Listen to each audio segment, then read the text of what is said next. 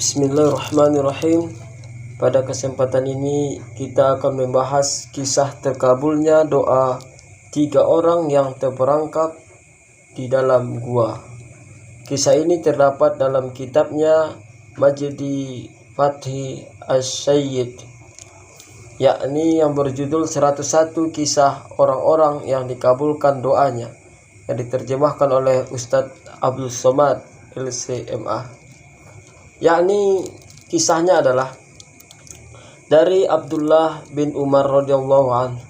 Dia berkata, aku mendengar Rasulullah sallallahu alaihi wasallam bersabda, 3 orang sebelum kamu bepergian hingga pada malam hari, mereka berlindung di sebuah gua. Mereka memasukinya. Tiba-tiba batu besar jatuh dari bukit menutupi pintu gua tersebut. Mereka saling berkata, tidak ada yang dapat menyelamatkan kalian dari batu besar ini kecuali kalian berdoa kepada Allah Subhanahu wa taala dengan amal soleh kalian. Seorang di antara mereka berdoa, yakni orang pertama. Apa doanya? Ya Allah, aku mempunyai kedua orang tua yang sudah lanjut usia. Aku tidak mempersembahkan minuman malam untuk seorang pun sebelum mereka minum. Suatu hari aku pergi jauh mencari kayu. Aku tidak kembali hingga mereka berdua telah tertidur. Aku membuat minuman untuk mereka berdua. Kudapati mereka berdua telah tertidur. Aku tidak ingin membangunkan atau mengganggu tidur mereka dan minum sebelum mereka.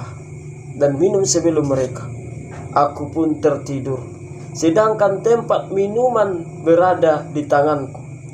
Aku menunggu mereka berdua terjaga hingga terbit fajar, sedangkan anak-anakku menangis di kakiku dalam keadaan lapar. Mereka berdua terjaga meminum minuman itu, yakni orang tuanya terjaga dan meminum minuman itu. Lalu laki-laki itu berdoa, ya Allah, jika aku melakukan semua itu karena mengharapkan kemuliaan-Mu, maka bukakanlah pintu gua ini untuk kami di dalamnya, sedangkan batu ini menutupi pintu gua ini. Gua itu pun sedikit terbuka, namun mereka tetap tidak dapat keluar dari gua tersebut. Lalu laki-laki yang kedua berdoa kepada Allah, ya Allah, ada putri pamanku yang paling aku cintai dan dambakan. Aku sangat mencintainya seperti layaknya laki-laki mencintai seorang wanita. Aku pernah ingin melakukan perbuatan tercela terhadap dirinya. Ia pernah dalam keadaan sangat membutuhkan uang. Ia datang kepadaku. Aku pun memberikan 120 dinar kepadanya dengan syarat ia mau berzina denganku. Lalu ia terpaksa setuju melakukan hal itu. Ketika aku duduk di antara kedua kakinya, perempuan itu berkata, takutlah kepada Allah, janganlah engkau pecahkan kemuliaan seorang wanita kecuali dengan pernikahan yang sah. Aku pun berpaling meninggalkannya, padahal ia adalah wanita yang sangat aku cintai dan dambakan. Aku meninggalkan emas yang telah aku berikan kepadanya. Lalu laki-laki itu berdoa, ya Allah, jika yang telah kulakukan itu adalah mengharapkan kemuliaan-Mu, maka lepaskanlah kami dari dalam gua ini. Batu itu terbuka sedikit, namun mereka masih belum dapat keluar dari dalam gua tersebut. Lalu laki-laki yang ketiga berdoa kepada Allah, "Ya Allah, aku menyewa para buruh untuk bekerja. Aku memberikan upah kepada mereka semua kecuali satu orang. Ia meninggalkan upahnya dan pergi. Upah yang ia tinggalkan itu berkembang menjadi harta yang banyak. Suatu ketika ia datang kepadaku dan berkata, 'Wahai hamba Allah, berikanlah upahku.'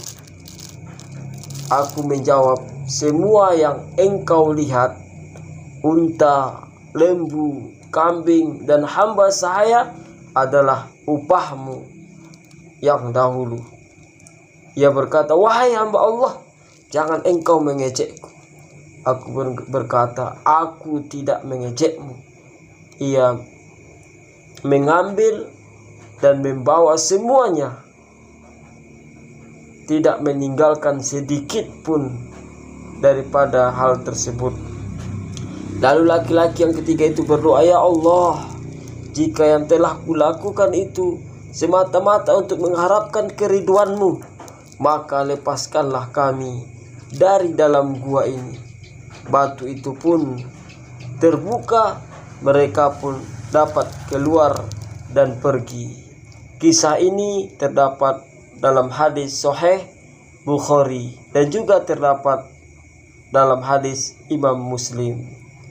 Intinya, kesimpulan yang dapat kita ambil adalah tatkala kita telah selesai memperbuat amal soleh, bersedekah, dan lain sebagainya, amal soleh yang lainnya, maka jangan lupa bertawassul dengan amal soleh tersebut, karena hal demikian amatlah dicintai oleh Allah Subhanahu wa ta'ala, dan doa kita amatlah makbul dan dikabulkan oleh Allah Subhanahu wa ta'ala. Wallahu a'lam.